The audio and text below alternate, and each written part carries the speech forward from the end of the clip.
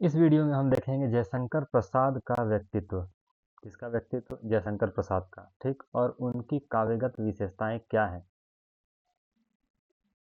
आगे बढ़ते हैं। भूमिका भूमिका के तौर पर हम ये देख सकते हैं कि हिंदी साहित्य में एक विद्रोह के रूप में उभर कर सम्मुख आने वाले युग को क्या कहा जाता है? छायावाद। ठीक, छायावाद एक विद्रोह के रूप में उभरा की संज्ञा दी जाती है, और छायावाद की इस अनुपम, अपूर्व एवं अद्भुत साहित्य धारा के प्रवर्तन का श्रेय मिलता है सरस्वती के वरिष्ठ पुत्र महाकवि। ये एक मतलब कि सम्मान के तौर पर कहा जाता है जयशंकर प्रसाद को। ठीक है।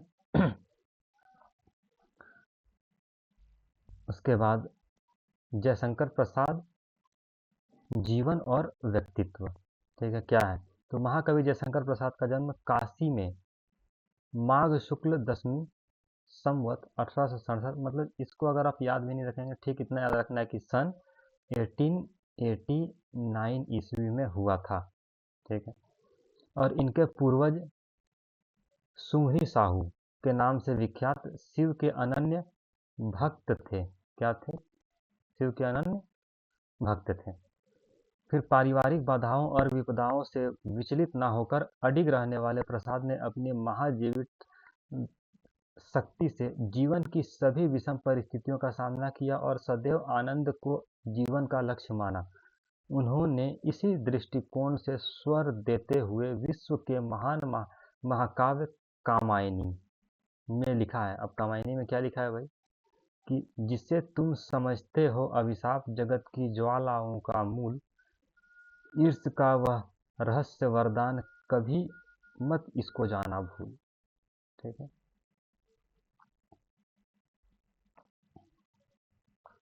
ये जीवन के संबंध में कहा गया। फिर आगे बढ़ते हैं।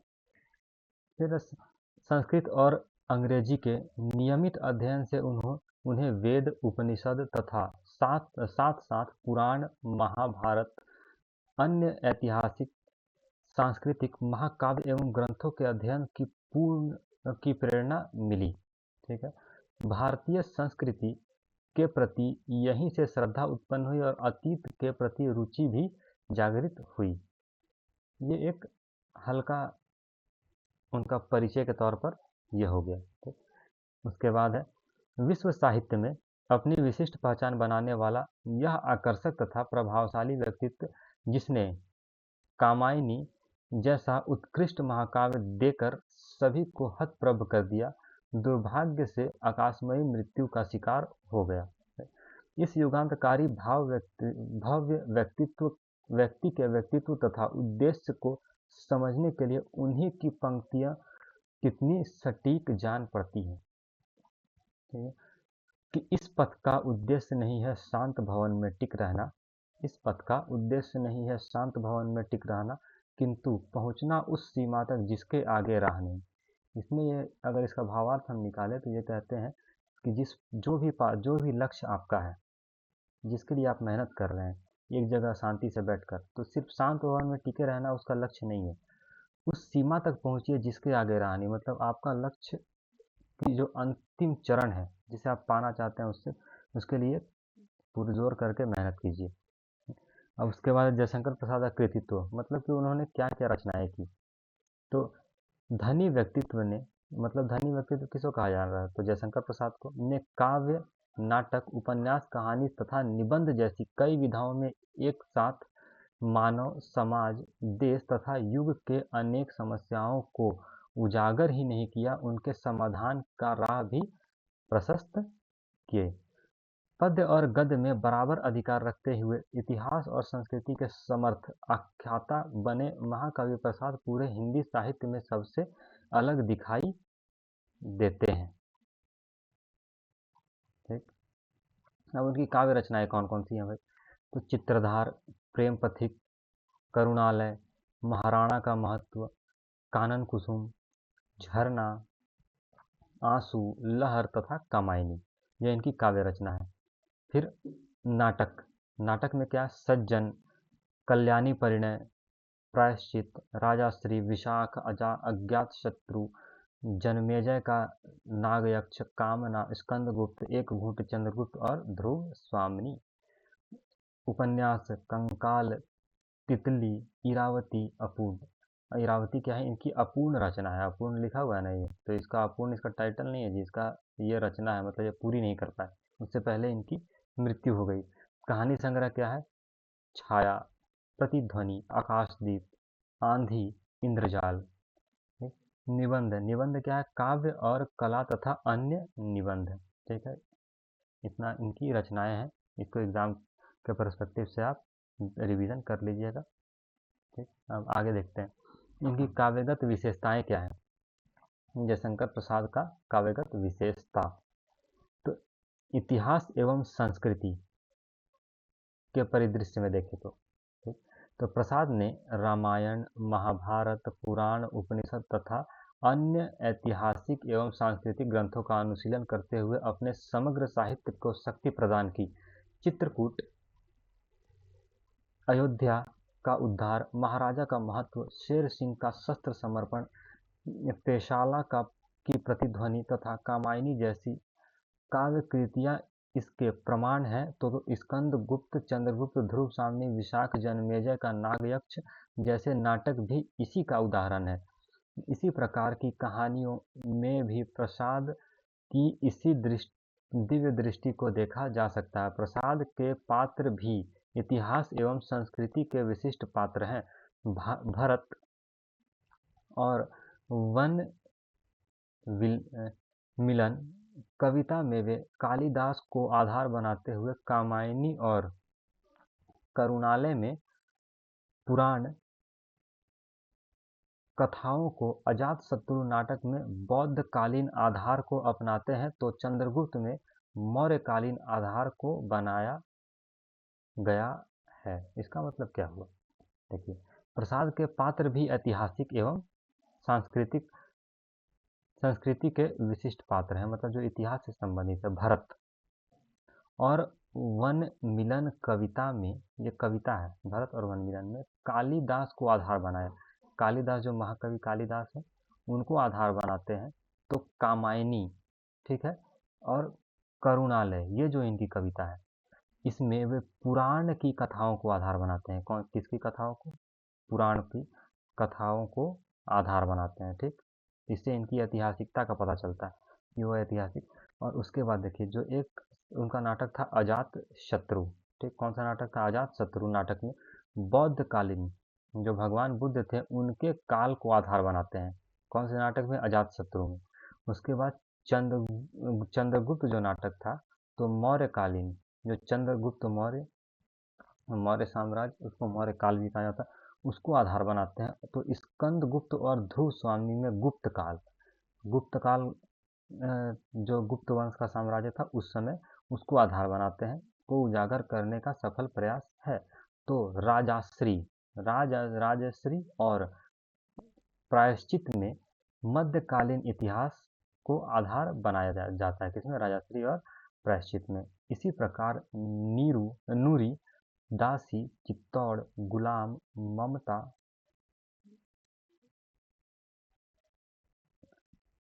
तानसेन, उद्धार तथा स्वर्ग के खंडहर जैसी कई कहानियां भी ऐतिहासिक हैं। ऐसे करके यहाँ पर इसको आप एग्जाम के लिए लिखने के लिए, अगर आप पीजी के लिए कर रहे हैं, तो ये इतना ही बहुत है ऐतिहासिकता में। ठीक, उसके बाद राष्ट्रीय चेतना। पहला तो काव्यगत विशेषता क्या थी? उनकी काव्य और नाटकों में ऐतिहासिकता का मूल भाव हमेशा बना रहता था। ठीक, अब उसके बाद दूसरा है राष्ट्रीय चेतना और मानवीयता। ये क्या है? हिंदी साहित्य में छायावादी युग में राष्ट्रीय एवं स्वतंत्र चेतना का मूल मंत्र, किसका मंत्र?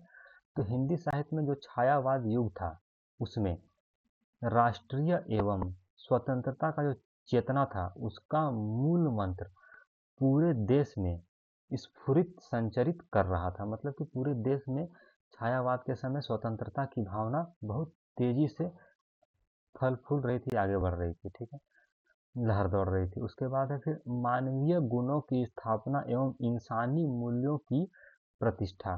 कौन सा? मानवीय गुणों, जो मानव का गुण है उसकी स्थापना, और इंसानी मूल्य, जो मानव मूल्य है उस पर छायावाद छायावादी कवि का लक्ष्य बन गया था।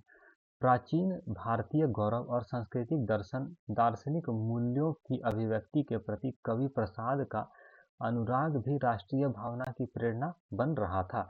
अतीत की चेतना भावुक कवि को जागृत की गति प्रदान करती है। फिर उसके बाद है चंद्रगुप्त। ये तो ऐसे ही है, इसको आप ऐसे लिख सकते हैं, लिखे नहीं लिखे एग्जाम में बात बराबर है। यहाँ तक मूल है। फिर उसके बाद चंद्रगुप्त नाटक में अलका एक पात्र थी। चंद्रगुप्त जो नाटक है उसका एक पात्र है अलका। ठीक, उसमें नागरिकों को युद्ध के लिए प्रेरित करती हुई राष्ट्रीय चेतना का संचार करती है। इसके माध्यम से, अलका के माध्यम से चंद्रगुप्त नाटक में जो जयशंकर प्रसाद जी हैं वो भारतीय जनता को प्रेरित करने का प्रयास करते हैं कि आप अंग्रेजों के विरुद्ध युद्ध लड़िए। तो उसके लिए उन्होंने एक गीत दिया। वो अलका क्या गीत गाती है? तो ये जो अलका है ये गीत गाती है, ये गीत है। हिमाद्रि तुंग श्रृंग से प्रबुद्ध शुद्ध भारती, स्वयं प्रभा समुज्ज्वला स्वतंत्रता पुकारती, अमर्त्य वीर पुत्र हो दृढ़ प्रतिज्ञ सोच लो, प्रशस्त पुण्य पंथ है बढ़े चलो बढ़े चलो। ये गीत बहुत ही प्रसिद्ध गीत है और वर्तमान समय में अपने देश के बहुत सारे स्कूलों में प्रार्थना के समय ये गीत गाया जाता है। और इसमें प्रकृति चित्रण के माध्यम से, हिमाद्री मतलब कि हिमालय, ठीक है। हिमाद्री तुंग श्रृंग से प्रबुद्ध शुद्ध भारती, स्वयं प्रभा समुज्ज्वला स्वतंत्रता पुकारती, अमर्त्य वीर पुत्र हो दृढ़ प्रतिज्ञ सोच लो, प्रशस्त पुण्य पंथ है बढ़े चलो बढ़े चलो। यह हो गई इनकी राष्ट्रीय चेतना। उसके बाद है प्रेम व्यंजना। तो इन्होंने प्रेम व्यंजना के रूप में क्या है? तो प्रसाद यौवन यौवन और प्रेम सौंदर्य की लहरियों का अत्यंत संयमी कवि कहा जाता है। यूं तो पूरे छायावाद में ही प्रणय भावना का प्राधान्य रहा है और उसमें कवि की निज भावात्मक दृष्टि मुख्य रही है। छायावाद की विशेषता रही है कि संस्कारशीलता के कारण उनकी प्रणय भक्ति एक छीने आवरण में लिपटी रही है और उसने लाक्षणिक भाषा शैली में अभिव्यक्ति पाई। प्रेम के आलंबन के प्रति व्यक्त इसकी अनुभूति अत्यंत आंतरिक, हार्दिक, सूक्ष्म एवं उदात्त बनकर उभरी। प्रसाद के साहित्य में भी यदि आदि से अंत तक इसी प्रेम का स्वर थिरकता है, ठीक है। प्रेम का स्वच्छंद रूप उसे एक पृथक भाव भूमि देता है तो समाज को एक व्यापक दृष्टि प्रदान करता है। सौंदर्यता के बारे में क्या? अब उनकी यह कविता कुछ पंक्तियां देखिए उनकी। इस पथ का उद्देश्य नहीं है शांत भवन में टिक रहना, ये तो हम लोग आगे देखें, किंतु पहुंचना यहाँ चले जाना लिखा हुआ है, यहाँ पहुंचना उस, आप ये भी लिख सकते हैं, पहुंचना उस सीमा तक जिसके आगे राह नहीं। हे जन्म जन्म के जीवन साथी, संस्कृत के दुख में पावन प्रभात हो जावे, जागो आलस के सुख में, जगती का कलुष अपावन तेरी विगतता पावे, फिर निखर उठे निर्मलता यह पाप पुण्य हो जावे। अब सौंदर्य चेतना क्या है भाई?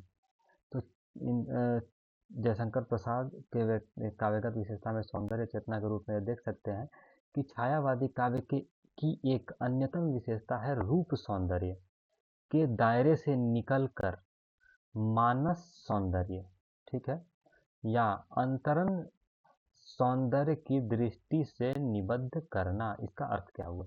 तो जो पहले रीतिकाल में रूप का सौंदर्य पर बहुत ज़्यादा ध्यान दिया गया था, कैसा रूप है इसके पहले, लेकिन जब छायावाद में क्या हुआ, ये मानस मतलब मनुष्य की सुंदरता, मनुष्य का भावना को मूल में रखकर जो कविताएं रची गई, वही इनकी सौंदर्य चेतना का मूल है। यह सौंदर्य प्रकृति, देखिए, पुरुष, नारी, जगत तथा जीवन सभी का है। ठीक, यो सौंदर्य मनुष्य मात्र के आकर्षण का केंद्र है, अतः कवि का उसके प्रति आकर्षित होना तो सहज स्वाभाविक ही है। छायावादी कवि को तो कल्पना और सौंदर्य लोक का ही कवि कहा जाता है। तभी तो प्रसाद प्रसाद मतलब कौन, जयशंकर प्रसाद, सौंदर्य लोक की ओर उन्मुख होकर कहते हैं, भाई क्या कहते हैं, ले चल मुझे भुलावा लेकर मेरे नाविक धीरे धीरे, ले चल मुझे भुलावा लेकर मेरे नाविक धीरे धीरे, जिस निर्जन में सागर लहरी, अंबर के कानों में गहरी, निश्चल प्रेम कथा कहती हो, तो तज कोलाहल की अवनीरे। यहाँ तक सौंदर्य चेतना हो गया। अब आगे है रहस्य और दर्शन, अन्वेषण और प्रणय। निवेदन ही रहस्यवाद है तथा जीवन संबंधी तत्व चिंतन ही सामान्यतः दर्शन कहलाता है। प्रसाद की संपूर्ण साधना की सिद्धि भूमा का सुख है। मैं और मेरा के संकुचित स्वार्थ के दायरे से दूर आनंदमय स्थिति तक पहुँचने का प्रयास ही शिवोपासक प्रसाद का प्रेम रहा है। जीवन के कठिन से कठिन पथ में भी हंसकर संघर्ष करना, मलिनता पर विजय पाना और जीवन को सुंदरतम बनाना ही महाकवि का रहस्य और दर्शन है। इसका मतलब तो आपको समझ में आया कि नहीं आया? ऊपर ऊपर पार हो गया, लगता है कि ऊपर ऊपर पार हो गया, कोई बात नहीं, इतना ध्यान पे रखना है एग्जाम में। अगर आपको सिर्फ ये भी याद आ गया ना कि रहस्य और दर्शन, तो इसमें लिख देना है कि जयशंकर प्रसाद की रचनाओं में, जयशंकर प्रसाद की रचनाओं में रहस्य और दर्शन का मूल भाव उपस्थित है। इसमें मनुष्य की चेतना, मानवीय जीवन से जुड़ी भावनाओं को का दार्शनिक रूप दिया गया है। ऐसे करके आप खुद स्वयं से ही बनाकर लिख सकते हैं। ठीक है, यहाँ तक उम्मीद करते हैं कि समझ गए होंगे। हम लोग क्या क्या देखें, एक बार फटाफट रिवीजन कर देते हैं। सबसे पहले भूमिका, भूमिका में हम लोग देखें कि जयशंकर प्रसाद जी का जीवनी और व्यक्तित्व। जन्म कब हुआ है, तो 1889 में उनका जन्म हुआ था। ठीक है, और उसके बाद वो अपने बारे में बताते हैं। कामायनी उनकी महानतम रचनाओं में से एक है। फिर उनके बाद कृतित्व, जयशंकर प्रसाद का कृतित्व। ठीक है, उसमें ये रचनाएं हैं, काव्य रचना, नाटक, उपन्यास, कहानी संग्रह, निबंध। उसके बाद है काव्यगत विशेषताएं, उसमें ऐतिहासिक एवं सांस्कृतिक, राष्ट्रीय चेतना, मानवीय चेतना, ये प्रेम व्यंजना, सौंदर्य चेतना, फिर रहस्य एवं दर्शन। चलिए ठीक है, अब नेक्स्ट वीडियो में लज्जा और ईड़ा सर को देखेंगे।